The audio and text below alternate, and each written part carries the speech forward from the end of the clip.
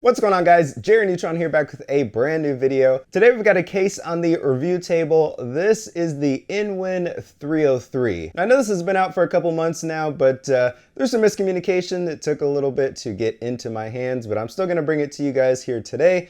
So this is my review.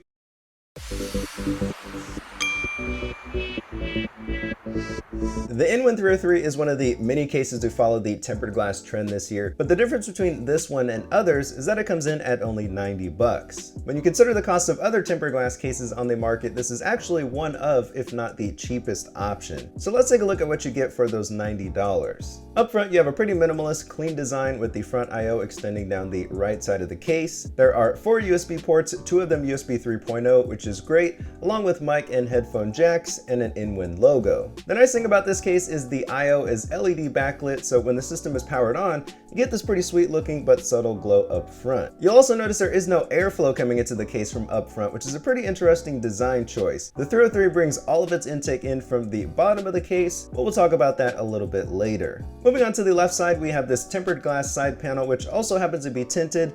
I'm a big fan of that. I also like the fact that you can remove the side panel by simply pressing down on this latch. For someone like me who swaps out hardware often or does various things with his PC, it's so much more convenient than dealing with thumb screws. On the right side, there is no tempered glass, but you do have this ventilated side panel, which acts as an exhaust for your system since the top of the case is sealed.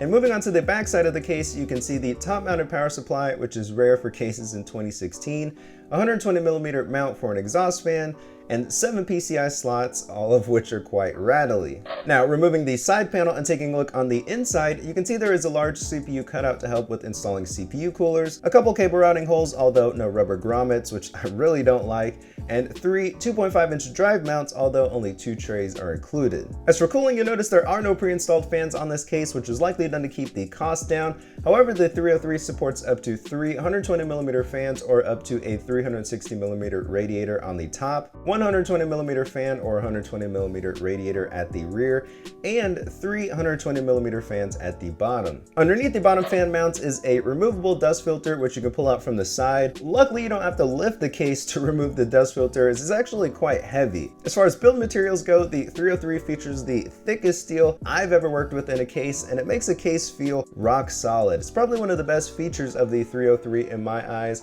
and something you'll notice if you go back to another competitor's case. Anyway, moving to the backside of the motherboard, you can see 2 3.5-inch drive mounts, no cable tie points, which is strange for a case of this size and price, but there is ample room for tucking your cables in.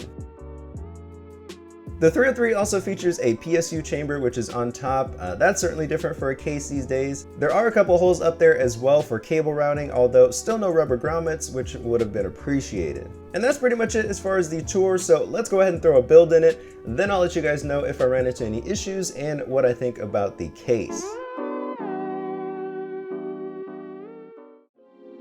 So here's the system I put in the 303. You'll have to excuse my mismatched color scheme, as these were the only 120mm fans I had lying around. I also decided to throw some red LEDs in the case just to spice it up a little bit.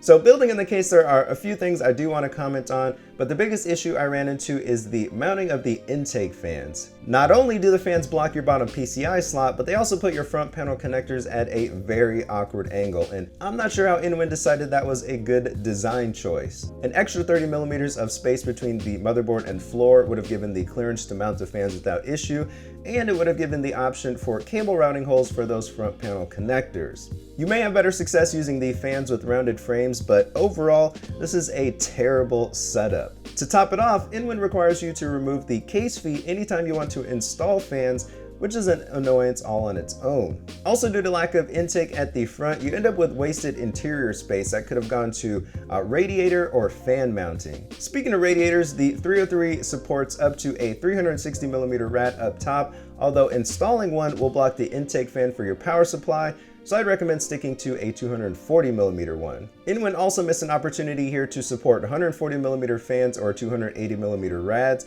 which as far as I can tell, there is no reason to not support them other than the lack of mounting holes. Moving to the back side of the case, you can see my cable management, which is okay, it's not great. Some cable tie points would have been nice, but as I mentioned earlier, at least there is some room to tuck the cables in. I do wish they had a slightly different drive mounting solution here, as installing these large 3.5-inch drives does interfere with cable routing just a tiny bit, as they sit really close to the routing holes. But overall, this is a great looking case, probably one of the best looking tempered glass cases on the market at this point. Unfortunately, it suffers from some questionable design choices which make this case hard to recommend. And that's how I feel about the Inwin 303. It's beautiful on the outside, ugly on the inside, and you should consider the 905 instead, or look towards a different tempered glass case manufacturer altogether. So that's about it, guys. Let me know what you think down in the comments below.